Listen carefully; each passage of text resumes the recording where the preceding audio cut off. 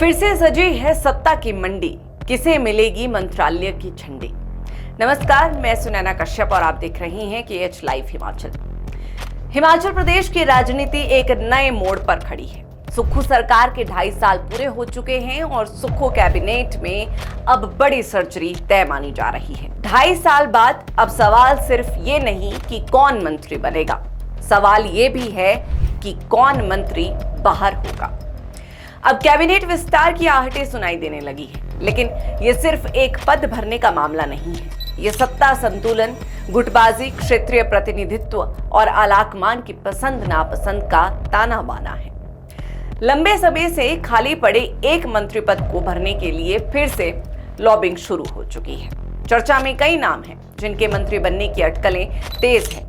इन अटकलों से कहीं ज्यादा कैबिनेट से 1-2 मंत्रियों को बाहर किए जाने की चर्चाएं तेज हैं। सियासी रूप से इस पूरे घटनाक्रम का अंतिम फैसला राहुल गांधी के स्तर पर होना है। माहिरों की माने तो राहुल इस हफ्ते दिल्ली में हिमाचल कांग्रेस के नेताओं की बैठक बुला सकते हैं और इसी बैठक में तय होगा कि अगला मंत्री कौन बनेगा और किसे बाहर किया जाएगा। क्षेत्रीय समीकरणों पर गौर करें तो वर्तमान में सुक्खू मंत्रिमंडल में मंडी संसदीय क्षेत्र से कोई भी मंत्री नहीं है। हाँ, जगत सिंह नेगी मंडी संसदीय क्षेत्र का प्रतिनिधित्व करते हैं, मगर वो जनजातीय कोटे से आते हैं, इसलिए उन्हें मंत्री बनाया गया है। ऐसे में अब सुक्खू सरकार के लिए क्षेत्रीय असंतुलन एक राजनीतिक मुद्दा बन गया है।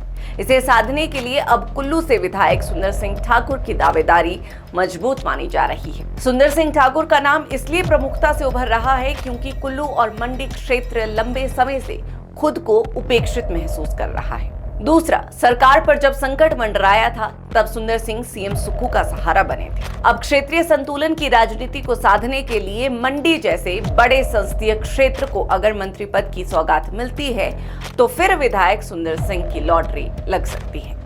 अब बात उस जिले की जो किसी भी चुनाव में हार जीत का रास्ता तय करता है। बात उस कांगड़ा जिले की जिसके चुनावी नतीजे अक्सर सत्ता हथियाने के लिए निर्णायक साबित होते हैं। 15 विधानसभा सीटों वाले कांगड़ा जिले से वर्तमान में सुक्खू सरकार में 2 मंत्री हैं, मंत्री चंद्र कुमार और मंत्री यादविंद्र कोमा।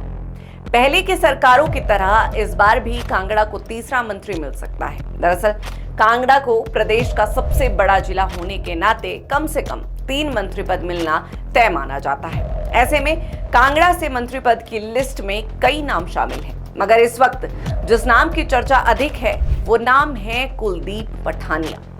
कुलदीप पठानिया ने राज्यसभा चुनावों के दौरान सुक्खू सरकार को संकट से उबारा था। माहिर मानकर चल रही हैं कि संयमित रवैया और अनुशासन उन्हें राहुल गांधी के नजदीक ले आया है। उनके मंत्री बनने की चर्चा के साथ ये भी कहा जा रहा है कि ज्वालामुखी से संजय रतन को विधानसभा स्पीकर बनाया जा सकता है।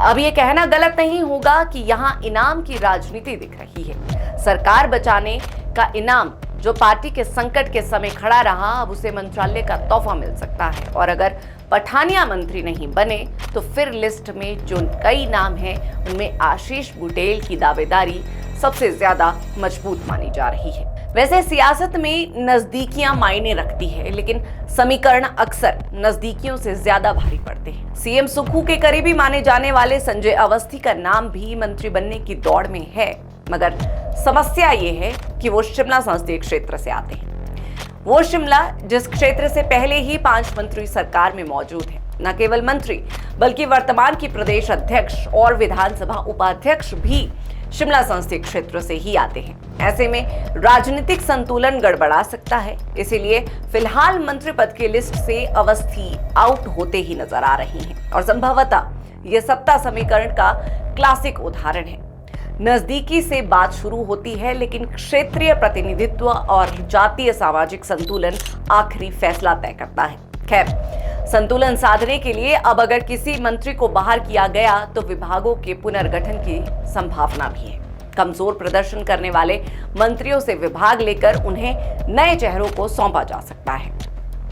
यानी विभागों का फेरबदल भी तय मानिए। विभागों के साथ साथ फेरबदल तो मंत्रियों का भी माना जा रहा है। सियासी गलियारों में मंत्री पद मिलने से ज्यादा चर्चे इस बात के हैं कि मंत्री पद से हटेगा कौन। राजनीतिक विश्लेषकों की माने तो टारगेट शिमला संसदीय क्षेत्र है। शिमला संसदीय क्षेत्र से 5 मंत्री आते हैं। मंत्री हर्षवर्धन चौहान, मंत्री रोहित कुमार, मंत्री विक्रमादित्य सिंह, मंत्री अनिरुद्ध सिंह और मंत्री धनीराम शांडिल। पहले इस बात की सुगबुगाहट थी कि इन 5 में से अनिरुद्ध सिंह पर गाज गिर सकती है और उन्हें प्रदेश अध्यक्ष बनाया जा सकता है, मगर बाद में समीकरणों का पहिया घूमा और अनिरुद्ध ने मंत्री पद की कुर्सी त्यागने का विरोध कर दिया। अब ताजा हालातों में वरिष्ठ मंत्री कर्नल धनीराम शांडिल को हटाने की चर्चा तेज है। कारण उनकी उम्र और नई पीढ़ी को मौका देना। चर्चा इस बात की भी है कि नाराजगी को साधने के लिए बदले में उनके बेटे को किसी बोर्ड या निगम में एडजस्ट भी किया जा सकता है। यानी ये पीढ़ी परिवर्तन की राजनीति है, साथ ही परिवारवाद का एक संतुलित इस्तेमाल। बड़े को बाहर करो, बेटे को साधो। हालांकि इन बातों की सिर्फ चर्चा हो रही है। जैसे चर्चा ये भी है कि राठौर को दिल्ली बुलाने का कारण क्या है। क्या राठौर के तेवर अपनी सरकार की पोल खोल रही हैं? क्या प्रदेश अध्यक्ष के लिए उनके इनकार बुलावे का कारण है, या फिर राठौर भी इनाम के तलबगार हो गए हैं? वो इनाम जो 2021 में कांग्रेस की बेहतरीन परफॉर्मेंस के लिए उन्हें मिलना था। क्या राठौर भी मंत्री पद की आस में बैठे हैं? सवाल उठना लाजमी है, क्योंकि यहाँ मामला सियासत का है और सियासत में समीकरण जितनी तेजी से बदलते हैं उतनी तेजी से यहाँ सवाल उठते हैं। हिमाचल कांग्रेस इस वक्त सत्ता में है, लेकिन संगठन में गहरी अस्थिरता है। एक ओर सरकार कैबिनेट विस्तार की तैयारियों में जुटी है, दूसरी ओर पार्टी के भीतर गुटबाजी, पोस्टर वॉर और नेतृत्व की तलाश चल रही है। कौन मंत्री बनेगा ये उतना अहम नहीं, कौन हटेगा, कौन किसके गुट से है और संगठन में कौन बैठेगा ये ज्यादा बड़ा सवाल है। 8 मई को प्रस्तावित बैठक भारत पाकिस्तान तनाव के कारण टल गई थी। अब इस हफ्ते दिल्ली में राहुल गांधी हिमाचल कांग्रेस नेताओं से मिलकर बड़ा फैसला ले सकते हैं। अब राहुल गांधी की बैठक सिर्फ राजनीतिक नहीं, मनोवैज्ञानिक और गुटों के बीच समझौते की कवायद बन गई है। यानी दिल्ली सिर्फ फैसला नहीं करेगी, बल्कि संकट की तह में जाकर समाधान ढूंढेगी। स्पष्ट कहें तो ये बैठक अब ये भी तय करेगी कि आगे हिमाचल में कांग्रेस किस दिशा में जाएगी।